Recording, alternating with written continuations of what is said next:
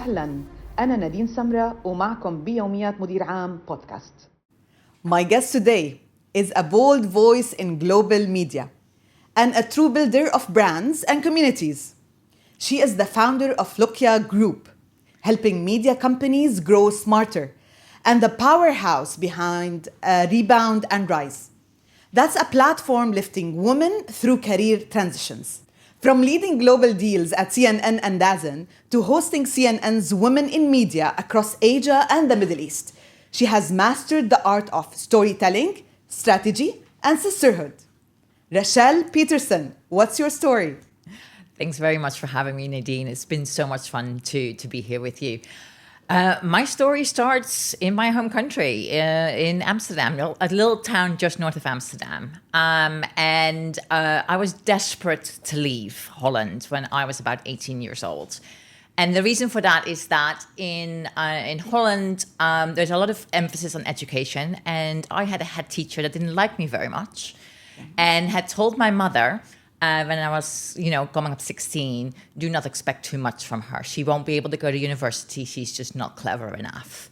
And that stayed with me. I was there when he was saying that. And I realized very, very early on that for me to stay in Holland was not going to be good for me. That voice of that head teacher was in my head all the time. And so when I turned 18, I decided to move to New York because New York was where everything was possible. And I realized that that's where I wanted to be. And so I did. I was supposed to go for a year, ended up staying 7, got married, had 2 children. I absolutely loved it. And I started my career just hustling, doing different things. I did a bit of modeling. I did a bit of teaching. I worked at a school, did admissions, just anything to sort of try and find my niche, try to find what I really wanted to do. Like I said, I got married, had 2 children, and when my oldest one needed to go to school, we decided that education would be better in Holland. Even though I had a rough start of it myself, we really wanted the children to be educated in Holland. And so whilst my husband was still going through university, I decided to go back with the kids and stay with my parents.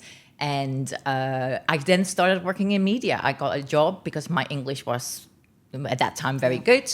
I got a job in the media industry as a PA for Columbia TriStar Fox Films, of all places. And that was a joint venture between Columbia TriStar Films, now Sony Pictures, and 20th Century Fox. And that was a great job. They were working with me. I was working in Amsterdam. It was very exciting to be in Amsterdam in the sort of mid-90s. When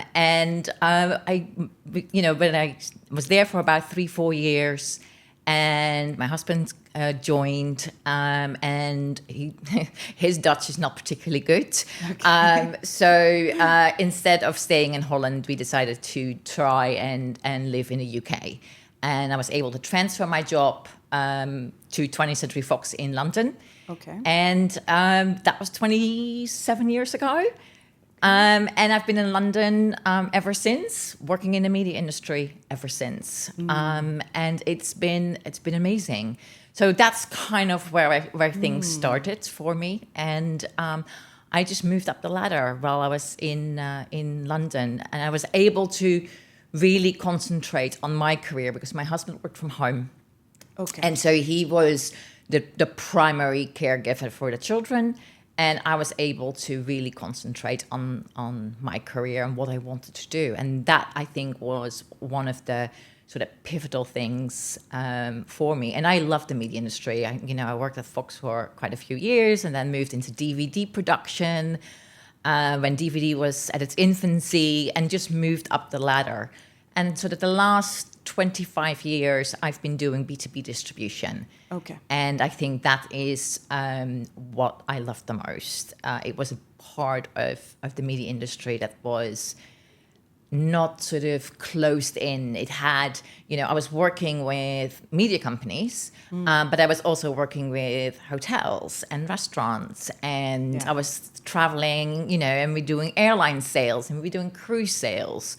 it's kind of the best of both worlds, working in tourism and hospitality and working in media. And I love that sort of dynamic between those two quite different businesses. But when they come together, it's kind of magical. Yeah. How does it feel like when you go to a hotel and then you see one of your channels in there and you say, okay, that's me. I'm the one who has told them that. Well, I still do. I still say to people, sometimes they say, oh, so what do you do? And I said, oh, well, you know, I worked at CNN, for instance. And they said, oh, what did you do at CNN? Were you in front of the camera? I'm like, no, strictly behind the camera. You know, when you go to a hotel and the first channel you see is CNN, that's my fault. That's me. Like, I did that. It's not entirely true, but yeah, me and the team, and I had a lovely team at CNN, and we were making those deals happen. And that was like the easiest way of explaining what I used to do. It's like, you know, when you go to a hotel, that's us. That's what we did. Yeah. It's fun as well. I mean, it's really exciting. It is exciting. To see it. Yeah. And I think what was so exciting about that sort of distribution, it's not very, it's common, but it is a niche.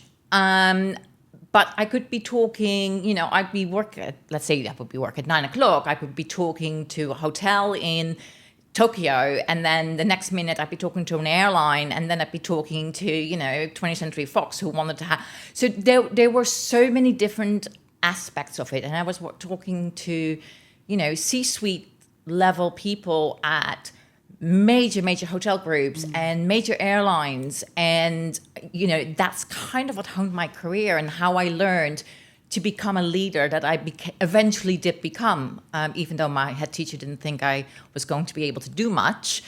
But, you know, talking and having meetings with C-suites and CEOs and CTOs, that really helped me sort of move my career upwards. Okay.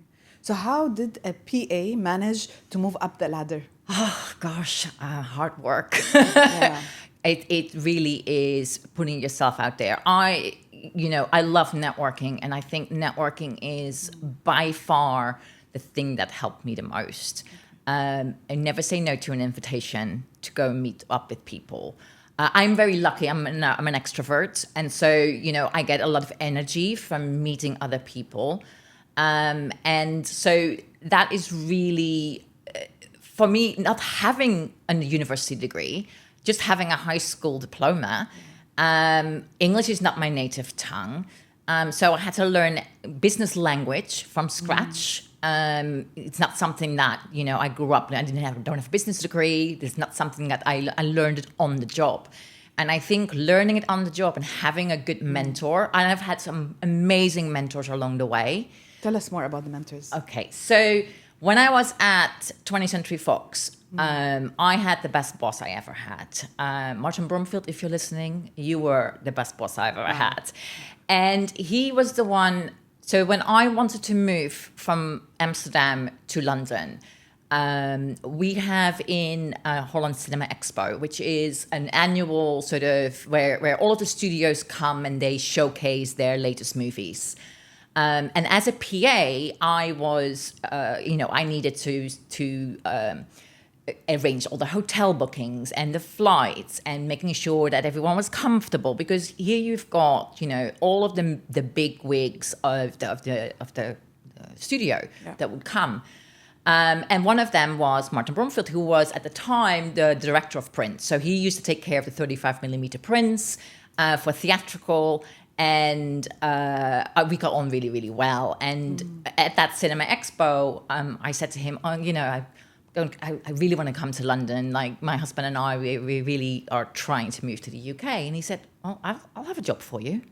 Wow. Give me like a couple of weeks, and I need someone to help me with in the print department. Would you be up for it?" I'm like, "Yeah, great, fantastic."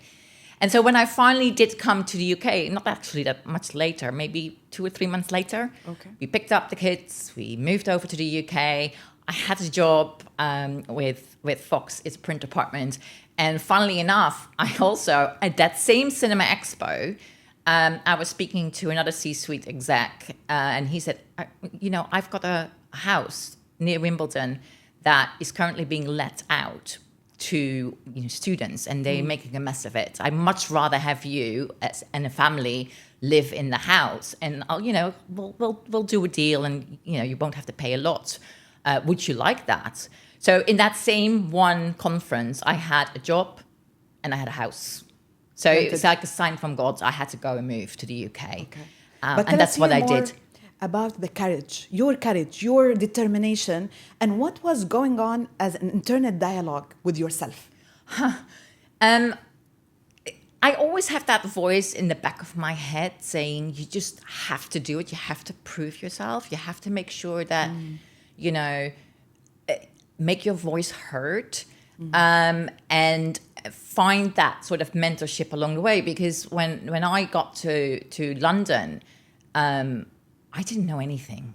I really didn't. I had to start from scratch. Here I was in my sort of mid to late 20s, and all I'd ever done was, I was a PA for many years, and I was great at scheduling things, but I didn't know anything about the theatrical print department side. I had to learn everything from scratch. And so having someone that believes in you, that says, you can do this, this is, you can do this, is invaluable. And so I've been so lucky that every position that I was able to climb a little bit further, until I ended up as an SVP for distribution. And so that is literally hard work, unfortunately long hours, and that sometimes is very difficult to combine with children and a family. And just being really lucky that I had people rooting me on along the way, and having people that I could talk to and say, listen, this is not working, what can we do to help this along? And I think I'm just not necessarily sort of educated to a business degree, but I've got a lot of street smarts. Having lived in New York at 18 by myself gave me that sort of street smarts. Yeah. And I think that combined with a brain, I do have one of those, and help along the way, I think that's what got me there. But the drive needs to be there. You cannot just expect things to happen naturally. You have to work for it. And so I think that head teacher really did me a favor in the long run, because I don't think that if he hadn't said it in that way and sort of almost gave me something to strive for, I don't know if I would have been as successful as I am now. So thank you. Yeah. I think it really impacted you so much, because the first thing that we talked about is that incident. Yeah. It shaped me. It shaped my whole career. It shaped my life. And I talk about it quite often. For years and years, it was just in the back of my head. I wouldn't talk about it, but I was talking about it with my mother a couple of weeks ago when I was over, and she remembers it. She remembers it, and she remembers saying to that head teacher, "This is not correct. My daughter can do whatever she wants to do." And so when I wanted to move to New York, she was like, "Okay. You go and do that." You had the support. I had the support, absolutely. And the support it's needed, right? If you don't have support, it's really, really tough to get where you want to go. And I never really realized I wanted to be, a C-suite, or I wanted to be. That just came gradually. As I was going further and further up the ladder, I got hungry for that. Then when I finally got there and I had that sort of lovely position, I realized I didn't like it as much. Oh, really? I think at that point I thought, the politics are not going to be there anymore. Because then you finally are in a position where, people can say, okay, well, she knows what she's doing. Let her just get on with it. But the opposite is true. I think the politics become even more difficult when you're sort of one level below the sort of CEO. And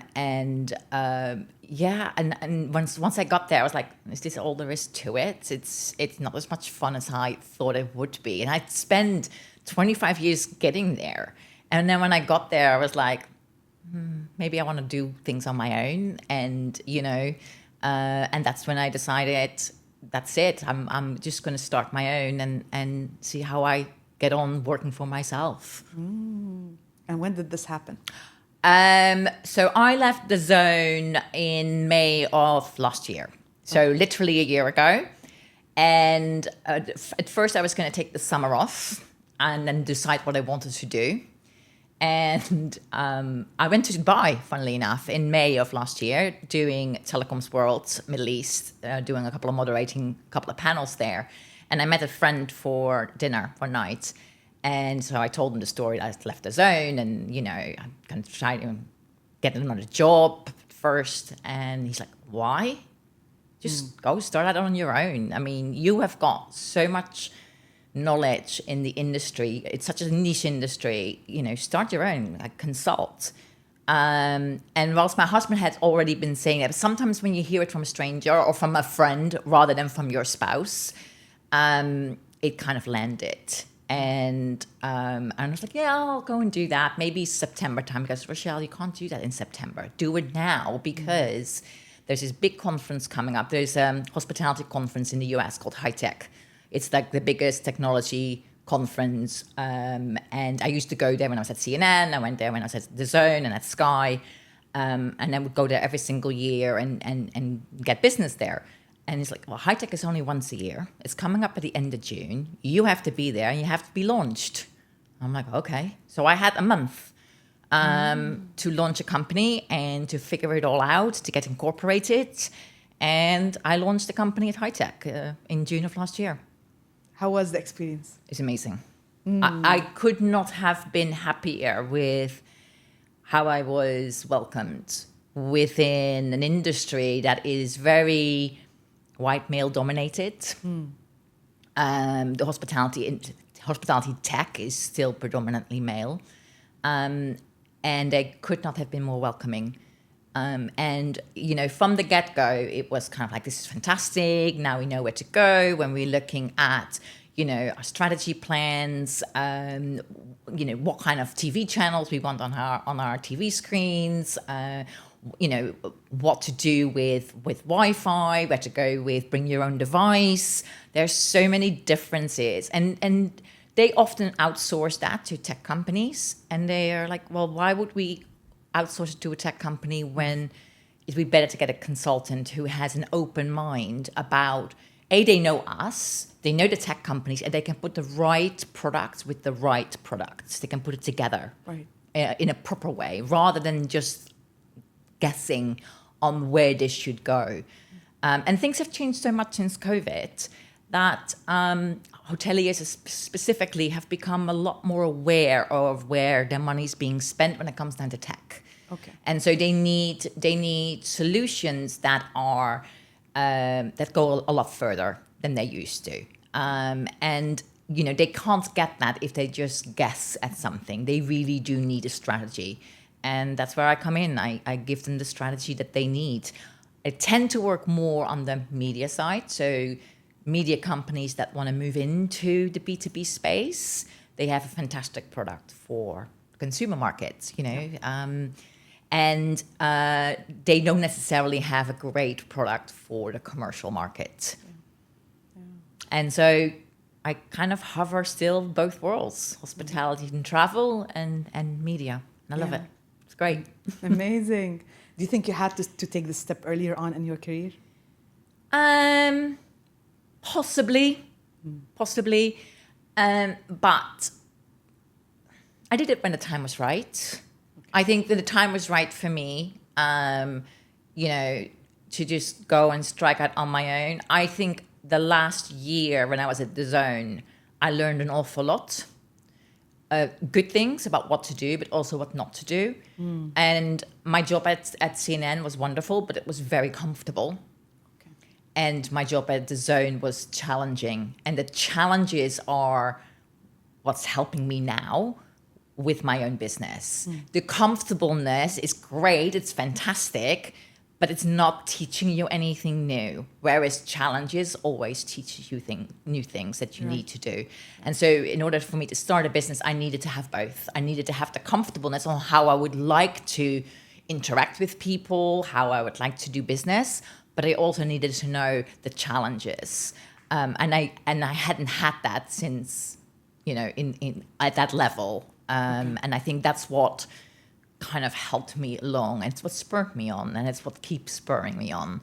So should I have started earlier? Maybe, but possibly not. Okay. Possibly at the right time. Yeah.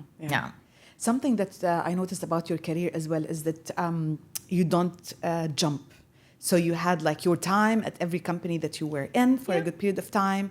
Tell us more about that. Do you think this is a crucial part of you, and probably for any person who is seeking the growth in their career, to stay a little bit longer in the corporate that they are in?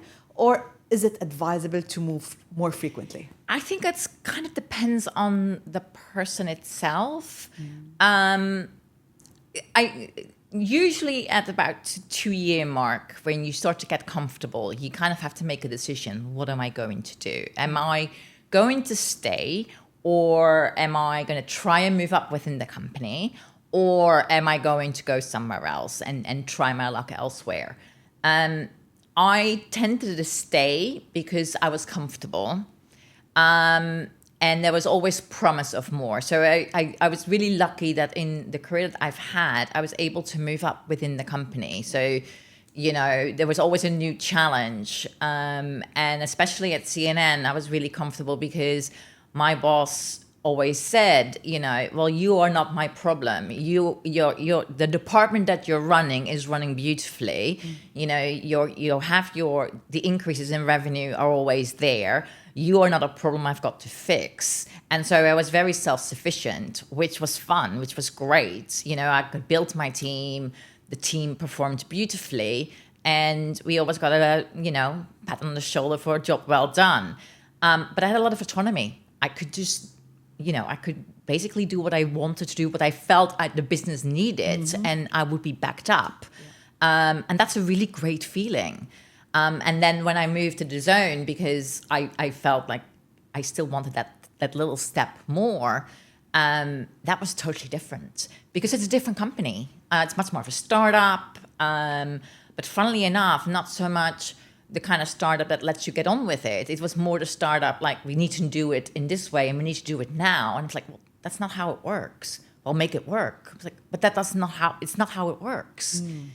And so it's like find that route to that way, because that's the way we want it. And so we were fundamentally not aligned where the business needed to go. And I wasn't used to that. And that was tough. And I think one of the reasons why I wanted to start on my own is that now I can make those decisions because I've got 25, 30 years of experience. And I can take that to the level where I know it needs to go without having to say to my managers, this is where I'm taking it and these are the reasons why. And they're saying, no, we don't want you to take it there. We want you to take it there. It's like, well, no, but we... So that's where the politics comes in. Yeah.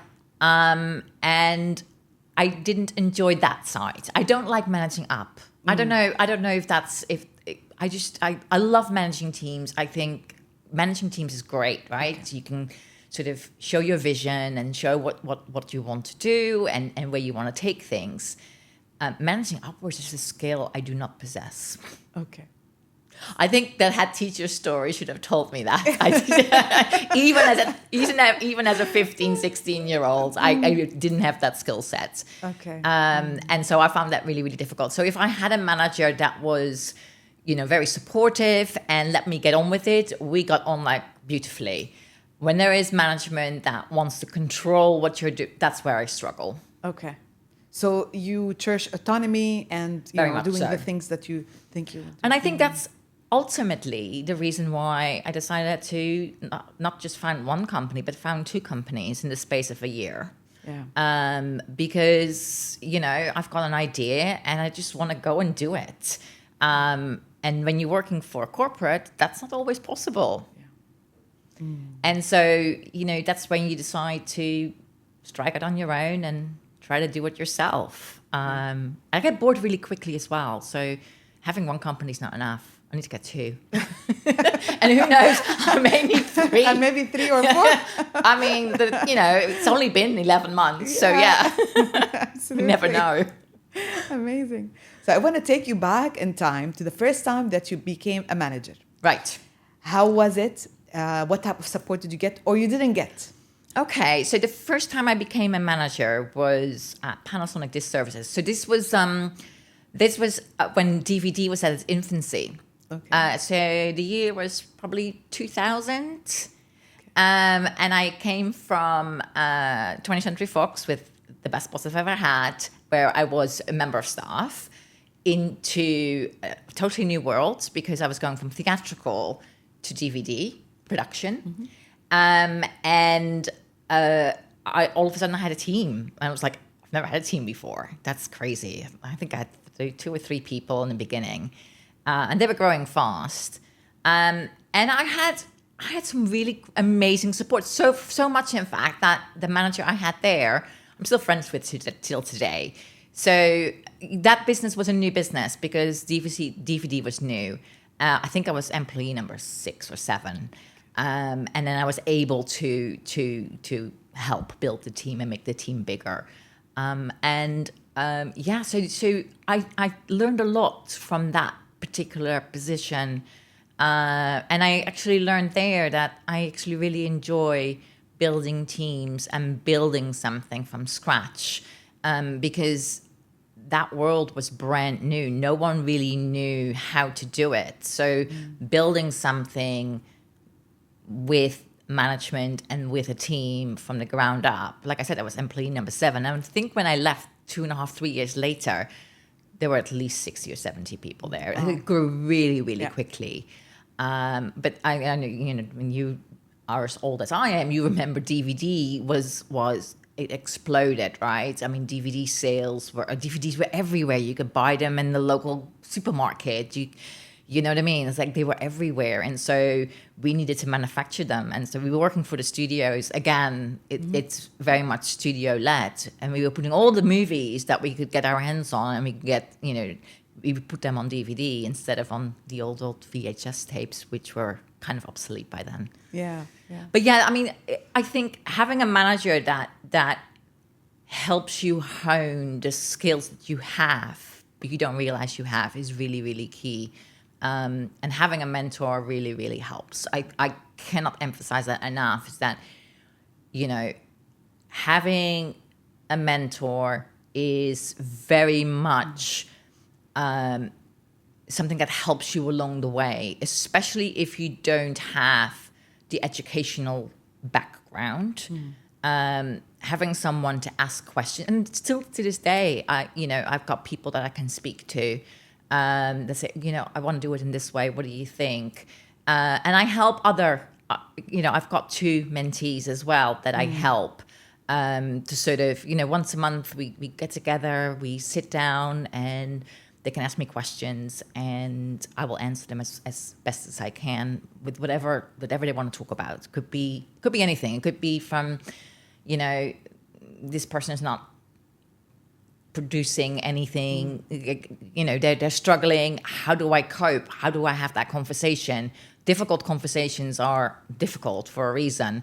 And having that kind of help is really, really important. And I had that when I was becoming a manager.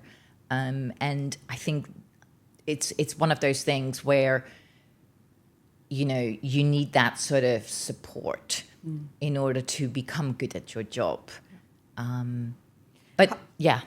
What advice would you give to a person who's listening to us right now, who is thinking, well, yeah, that's a good idea. I need a mentor. Yeah. How would they get there? Oh, that's really, do you know what? Ask your HR person.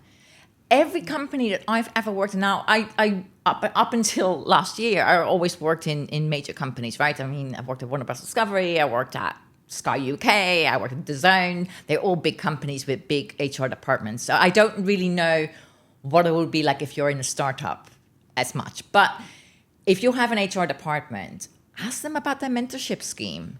I've always been really lucky that there was always a mentorship scheme available to me. And then they either pair you up with someone And if it works, fantastic. If it doesn't work, you can be paired up with someone else. But it's just so nice to be able to ask questions that you may not feel comfortable asking your manager, right? Because you don't always want to go to your manager with problems. But if you have a mentor that you can either pick up the phone or meet up in person is probably even better if that can be done. It just works. It's just great. And I would say it's great to have a mentor from within the same industry, not necessarily the same business. So I've got 2 mentees that I've worked with in some level or another. They were in businesses that were adjacent to mine, but we didn't work for the same company. And so you can be much more open, because it's always a little bit of a worry that if you have a mentor from the same company, that things may trickle down to your manager. And if you have a mentor that is from a company within the same area, then you don't have that necessarily that issue, and you can be much more open and much more free to sort of talk about what you want to talk about. Okay. But I would say, first of all, check with your HR department to see, what is there available. And I think there might be organizations as well where you can just, type it up in Google and see, mentorship. There are ways of doing it outside of your company as well. Okay. Something that came to my mind now while you are telling us about the mentorship is that I think people need to be more courageous to be able to even use LinkedIn and go and approach some of the people who they think highly of, send them a message, say, would you be my mentor? Absolutely. I am this and that, and I would love you to be my mentor. Absolutely. What do you think about that? 100%. Listen, I am super, super active on LinkedIn. And I wasn't. I mean, I've been on LinkedIn since 2009. A long time, right? I was hovering at about, 2,000 followers or connections, never really adding any. But then when I decided to leave the zone, and I became self-employed, and all of a sudden, LinkedIn becomes your funnel, your pipeline of business. And so in October, I started to post every single day on LinkedIn. And we talked a little bit about posting before. It's that consistency that's really, really key. Now, it's really funny. So I got recognized for the first time a couple of weeks ago on the street. So someone is saying, "Are you Rachelle Peterson? Are you on LinkedIn?" I'm like, "Yeah." Okay. And that was just crazy. But LinkedIn is such a good way to build your brand, right? Even if you're employed, it doesn't matter. It's to build your personal brand, because that is what ultimately, gets you promoted, gets you to potentially be an entrepreneur, gets you to maybe build your own business one day, whether that's a side hustle or you really are going to take that step. You need that personal brand to be there. And so I think LinkedIn is amazing. What prevents people from posting on a daily basis on LinkedIn, or being even hesitant to respond to people's, posts or anything? Yeah. So, or even I know. And so what I have heard a lot is, what if my client doesn't like it? What if my company doesn't like it? What if I say something and then my manager is going to, tell me off? Or I'm just like, honestly, just post it. Just be yourself, because authenticity sells, right? And so if you're not your authentic self, you're going to really struggle. Whereas if you just say what you mean, and your personal brand is yours. The company cannot say, anything about it. I mean, what I wouldn't do is slag the company off if you're working for someone. But you can be, you can say things without saying them. And using your platform and using your voice is super, super important. And I actually am getting business via LinkedIn. So the first 2 clients that I got at LOQIA were business clients that I got from LinkedIn. Somebody sent me a DM and said, hey, I love what you do.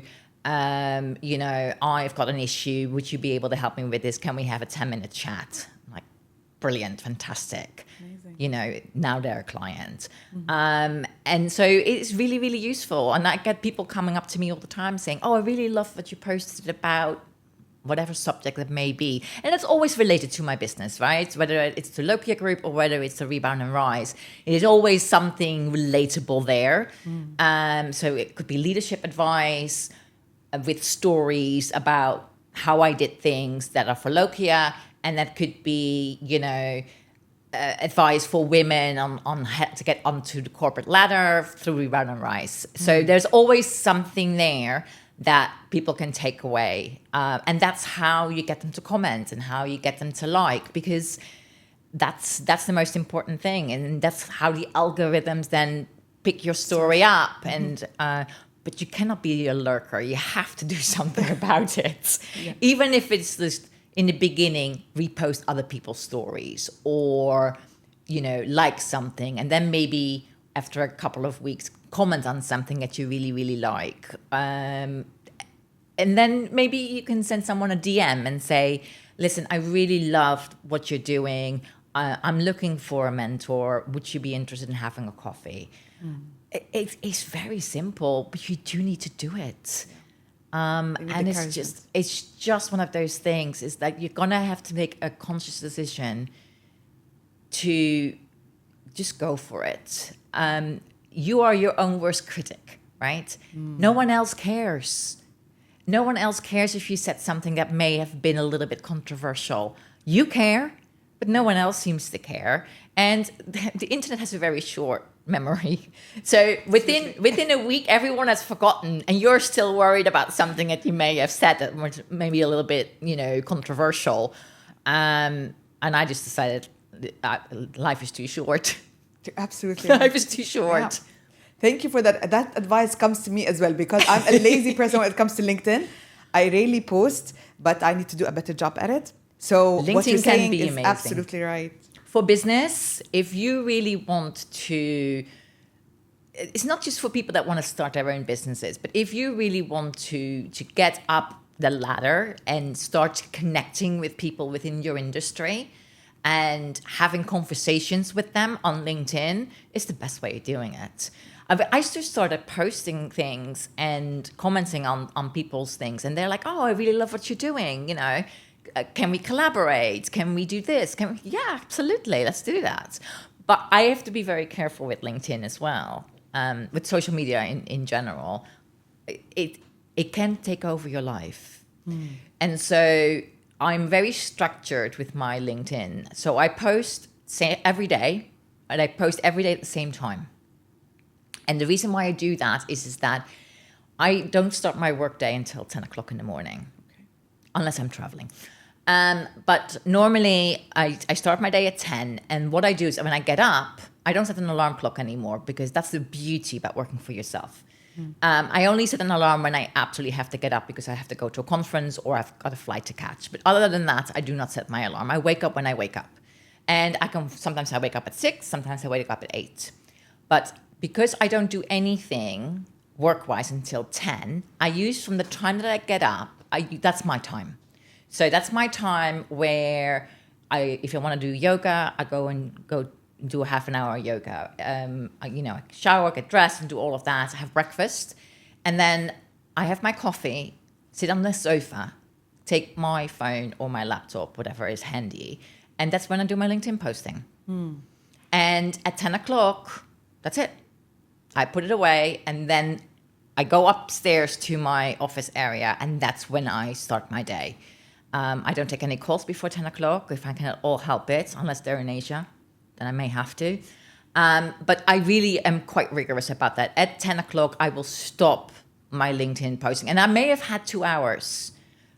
That's fine. I may have had 1 hour because I was doing something else. But at 10 o'clock, that's it. I stop it and I put it away. Now, I will sometimes comment along the way because sometimes a post blows up and you've got to respond. So I'm trying to keep it, but yeah, normally 10 o'clock. That's Stop it. at one point of time to handle your... Yeah, and that's when my day starts, and that's when I go through all my emails. Things come in overnight from the US, sometimes from Asia. So I just make sure that, that's when my day starts. And usually my calls start any time after 10 o'clock in the morning. I'm curious about the name of your company. Tell us more about it. Where is it coming from? What does it mean? Okay, so you want the truth? Okay, the .com was available. Oh, okay. But it has a little bit. So I was. I've got a very good friend of mine who works for Marriott, and he, when I sort of mentioned it to him, and I mentioned the name, he said, "Oh, that kind of sounds a little bit like location, and you're very international, and LOQIA, location. Yeah, I like it. It's great." And then I realized that loquacious in Latin means talkative. Okay. Which I am. So between that, the fact that the .com was available and the fact that it had a little bit of a location kind of, that was it. That's all it is. Oh my God. Do you know that I thought it's an Arabic name? Is it? Yes, because it has a meaning. I thought it's LOQIA. And LOQIA, it means liqa. It comes from the word liqa, which is meeting up. Well, I didn't know. Yeah. That's amazing. That's even better. I'm going to use that from now on. Yeah, absolutely. And that's why when I introduced the name I said LOQIA. Yeah. Which is Q in Arabic, it's qa. Yeah. So that's how I pronounce it. And this is the name that I thought. That's amazing. Wow. I'm going to be using that from now on. I love that so much more. Great. That's fantastic. Cool. So what about your relationship with the Middle East? When did it start? And tell us about that story. Oh, gosh, I love going to the Middle East. I first came to the Middle East. Dubai was the first place that I came to back in 2007, I think. I was working for a company called Filmbank, which was a Warner Bros. Discovery company. And we had a deal with the guys at CNN. And they were coming here for the hotel show. And they wanted to do a collaboration project, and I was like, great, fantastic, let's go to Dubai. That was the first time I went to Dubai, and I had the most amazing time. Dubai looks very different now, as we all know. And I spent a lot of the time at the Fairmont and at the the Trade Center. Yeah. But I loved it. It was great. And then I went back the year after. And then when I started working for Sky, I didn't travel so much anymore. And I really missed it. And then I went on holiday, came to Dubai and sort of explored a little bit more. But this was before, Burj Khalifa was up, and it was a very tiny, tiny town. And I've just seen it grow. And at CNN, the Middle East was one of our biggest territories. I mean, we had amazing deals with all of the major players, right? From OSN to Etisalat and so I would come here, and deals were always done, and I just loved being here. And also because I was working with Emirates on the airline side, I was working with Etihad, and so Dubai became the sort of hub. And then I spoke at CAPSAT for the first time, I think in 2017, and I was asked on a panel, and I loved that so much. And then I just started doing a lot of speaking opportunities in the Middle East, almost like, but you're a distribution expert on the Middle East. I'm like, no, I'm not, but I'll do it anyway. Okay. And I just learned as we go on. And then from Dubai and Abu Dhabi, I was able to go to Doha, and I was able to go to Riyadh last year for the first time. I just love coming here. I love everything about it. I love the people, the food, the ambience. I just love coming to the Middle East. I always have. From the moment I first came here, I've always felt really comfortable here. And plus, it rains all the time in London. Oh, okay. I mean, the weather is always good here. I mean, it's a little bit hot for me now, but, that's my fault for coming in May. I've always loved coming here. I've always had a fantastic time. And I've built friendships along the way. Okay. I mean, we met years ago. And so, every time I come to Dubai and I say to people, I'm coming to Dubai, and they're like, oh, fantastic. What are we doing? Like, are you free for dinner? Are you free to, go shopping. Are you free to do whatever? And it's like, yeah, great, fantastic. And so I'm doing a coffee morning tomorrow. Yeah. With Rebound and Rise. And I had space for 50 people. And within 2 days, I had 50 women say, I'm coming. Amazing. And I had to add more spaces. So now we've got 70 women coming tomorrow. Tell us more about it. So what's your objective from there? I mean, especially when it comes to women empowerment and support. So yes. This is a good a place for us to start this conversation with you. Exactly. So this all started at the end of the year. So I was doing LOQIA Group for about 4 or 5 months at this time. And I came to Dubai for a conference. And it was a stakeholders conference, which is hospitality led. And at that conference, they had this MC, Dan Ram. He's based in Abu Dhabi. Amazing guy. And I loved his energy and everything about it. And we had a chat. And I was like, can I give you a call? Can we have a call? I just want to pick your brain. It's great. And so we did. So 2 or 3 weeks later, we had a call. And I hadn't prepared anything. That's on me, right? And so he was like, Rachelle, I really love talking to you, but what is it that you really want? Because something is missing. Like, I don't know you very well, but I can feel it. Like, something is not right. Like, you're, I don't know what it is, but you've got to figure it out. Basically, he gave me a kick up the backside. So to say, sort yourself out. Because basically I took half an hour of his time and I hadn't prepared anything, and that was totally on me. And he kind of called me out on it in the nicest possible way. But it got me thinking. And then I went to Riyadh, and I did the first ever, all-female panel at Connected World KSA. Very, very smart women, senior leadership roles at Salam and STC and Huawei. And it was fantastic. It's the best panel. I've done over 100 of them. It was such a great panel. They were so engaged. All of the stereotypical things that you think about Saudi and about the Middle East, straight out the window, right? Yeah. They didn't want to know the questions beforehand. They were perfectly happy talking openly about women in leadership, women in STEM roles. It was brilliant. The room was full of people. They were all engaged. They were all very supportive of the women that were on the stage. It was amazing. I loved every minute of it. That was a 45-minute conversation that could have lasted 17 hours for all I cared. Wow. It was so good. And so I started to realize I really love working with women. Really, really love working with women. And I always thought I was more of up for a male boss. But that was just so fantastic. And then the final thing that happened just before Christmas, someone that I barely knew, I knew her name because my childhood friend had the same name, and it is a little bit unusual. And I saw that she had gotten a job and on LinkedIn. And I didn't know her, but I knew we were connected. And so I did, congratulations, that's fantastic, well done, really hope, let me know how it goes. And she was like, oh, thank you so much, Rachelle. Can I send you a DM one of these days? And I'm like, sure.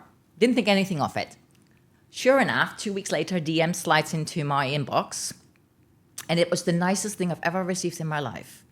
Nadine, this was a from the heart message that basically said, I want to thank you. And I'm like, what did I do? And in the email, she said she had been in the hospitality industry for many years. She owned her own restaurants for 25 years. She had never worked for someone else. She always worked for herself. But circumstances, she had to close down the restaurant and she had to find a job. And she's like, where do you even start? I don't have a CV. I've got nothing. Like I've always I always owned my own businesses, and now I've got to go and find myself a job. I'm 50 years old. And I've been very open on LinkedIn about, no longer working corporate, losing my job, going through redundancy and all of that. And she basically said, if I could do it, she could do it too. And so she started her journey on getting herself a CV, making sure that, and when I said to her, congratulations, that's when she found a job. So she credited me for something I had no idea about. Oh my God. And she was just being so grateful, and she was so nice. And, you know, between that and the all-female panel, me realizing I wanted to work with women, and with Dan sort of saying, figure it out, all of these three things together, I realized I wanted to do something just for women. How beautiful it is, really, to have an impact on somebody that you even don't know that this person exists even. I mean, how beautiful it is. Yes. And touching. It was, and this email slid into my DMs just before the holidays in December. And so, you know, it was a little gift, like just for me. Yes. And it was fantastic. And so that's when it started to realize I wanted to do something more, and I wanted to build a platform. And initially it was just going to be a side project, right? And it came up with the name Rebound and Rise because that's what we do. We go through adverse situations and then we rise above it. You know, I met up with a friend for coffee that had only met a couple of months before, and I was explaining to her what I wanted to do. She's like, "This is amazing. Like, I would love to help you." I'm like, "Great, fantastic." And so we decided in January. So this was just before the holiday season in the UK, and then we got together in January, and by February we had organized our first coffee morning, just for women, and just sort of like, let's see what happens. And I had, so I was going to rent a venue and the venue fell through. It didn't happen. And so I had a coffee morning planned, but I had no venue. So I just did a call on LinkedIn saying, any of my hotelier friends, if you have a space available for 30 odd women for a coffee morning, please, please, please. Nothing, right? None of my hotelier friends said anything. But this woman from Rathbones, which is a financial institution, I had met her a couple of weeks before that. I had come to one of her sort of female investors events, and she said, "We'd love to sponsor this for you." Amazing. And I'm like, "What?" She goes, "Yeah, you know, you remember that room that you were in that we held our event a couple of weeks ago?" I said, "Yeah, well, that's available. I can make that available for you on the 27th of February. I was like, amazing. So yeah, they put on the coffee, they put on the pastries, and we were able to do, and it was brilliant. We had 35 women there for 2 hours, and it was fantastic. It was fabulous. And so we did one again 5 weeks later, and now we're doing one in Dubai. We're having another event in London at the end of March, and the woman that sent me the DM, Olga, she's coming. Amazing. Yes. Wow. So, you know, it's like full circle. What's your objective? So we've just incorporated Rebound and Rise a couple of weeks ago. Ultimately, we want this to become a sort of membership kind of thing for women to be able to seek advice. So what we do is Dorothy and I, who we sort of co-founded the company together, she and I want to be able to help other women, you know, if they're, I don't know, made redundant and they need legal advice, we can connect them with a specific lawyer. If they want a coach because, you know, they're looking for some coaching techniques because they want to ask for a raise, we can recommend a coach that we have vetted. If they want financial advice, well, Rathbones is our sponsor, and they're happy to, you know, give you financial advice on investing and things like that. And so it really has become a sort of networking for women that, you know, they need advice, they need guidance, they need help in doing things, and they want to do this for them. They want to be able to, you know, find a new position, get a raise, even like, how do I network? Because it is easy for me because I'm an extrovert. But there are plenty of women, they find it very, very difficult, and they don't have no idea what to do. Well, that's okay. We can help you with that. We can give you help on what that would look like. And it's just a really sort of empowering and you know, nice environment. all the women there are just wonderful, and they're all coming for different reasons. And they're coming there to connect and be very open with each other. There is no, it's very, very relaxed atmosphere. But we're there if you need any help at all, if you want, like I said, any guidance. And I'm not a coach, but we can tell you, well, this person, they do this, check it out. They do that. Where is this coming from? Because you told me the story of how this came together, right? Yeah. The panels, the Saudi panel in particular, probably the events, and then the person you met in Abu Dhabi. All of these things came together for a reason. But there should be some type of a driver behind that, right? Yeah. There's something that tells you, I want to do this. Yeah. So I'm curious. I think, having been in business for so long and gone through all of the things that I've gone through, redundancy, difficulties, sort of getting into a position that I knew I deserved.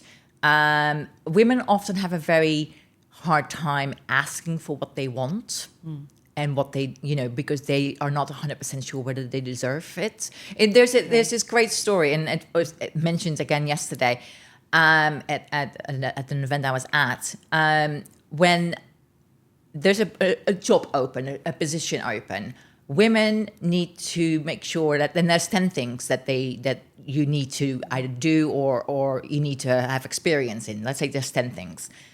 Women will only apply for that job if they know they can do all 10 things. Men, they do 3 things, they can apply for the job. Yeah. And so I think it's ingrained in women that, oh no, I cannot apply for that job or for that position or for that, because there's 7 things on this list I do not know how to do. Okay. And so I think, I've gone through that myself. There were times where I was promised a promotion and I didn't get it, or I didn't push hard enough, or, and the men would not necessarily have done the same thing. They wouldn't have waited. They wouldn't have stepped back. And I'm saying, no, you deserve that position. You are as smart, as good at that job as anyone else that has applied. It shouldn't matter that you're a woman. It shouldn't matter that you don't have a university degree. It should not matter. You have learned on the job. And I think, from all of those 25 years where I've pushed and fought for my place, I want to be able to say to my daughter, you can do this. And so I think it's really important that we advocate for other women and not hold them back. Yeah. And that all of that came together at the right moment, at the right time. And before I knew it, here we go, company number 2. Amazing. What about your daughters? How is your relationship with them? And do they look at you as a mentor, or they avoid that? I have one daughter. Oh, you have one You've daughter. met, Okay. You've met my daughter. Met her. Yes, you have. A very beautiful lady. Yes. Yes. She is amazing. She's 30 now, and she is killing it in business. And she's super, super smart. She did go to university. She's super, super, super bright. And she works her socks off, and she's very good at her job. So she works in social media. She is a talent director at an agency in London, and she is wheeling and dealing. She's got podcasters working with her. She's got beauticians working with her. I mean, it basically, YouTube talent. She manages a whole host of YouTube talent and then some. And one of the things I think we instilled in her, not just me, but my husband as well, because her dad is pretty amazing, is work ethic. So she is one of the hardest working women but she also will ask for what she needs. And I think that's the difference between the way I grew up in business and the way we have taught her to grow up in business. And I think if I wanted to do anything, is to make sure that my daughter knows her self-worth and asks for what she needs and what she deserves. And that to me is so important that I think they did a pretty good job so far. But, she's doing it, and she's doing it on her own, and she's making it happen. And I love it when she comes home and she asks for advice. I think that's so amazing. But yeah, and it's just, I just want her to do well, and I want her to do what she loves to do. And she's doing all of that. And, I'm super, super proud. Amazing, beautiful. My regards to her. I will say that. I think actually the picture that we took at that event where she was at, you were standing next to her, if I remember correctly. We had I remember something like that. Yeah. You have to fish that image. We do. If we find it, I'm going to put it on the podcast. Yes. On the YouTube. Thank you so much. It was an amazing time. I mean, I spent a lovely hour with you or so. We tackled so many things. Very interesting stuff. Thank you for being very honest and open about your journey and how a PA made it to the top, highest level of an organization. How she was able to move up the ladder despite all the challenges. How she was successfully be able to founded her own companies. And nothing is impossible. Thank you for that. Nothing is impossible. Definitely nothing is. If I can do it, anyone can do it. Seriously, it just takes grit and determination. To, a little bit of luck thrown in as well. But, you've got to make your own luck in life. And I think, especially for women, especially for the younger women that are out there, you can do it. You can do it. You're just as smart as anyone else. Just keep going. You'll get there. Thank you. You're welcome.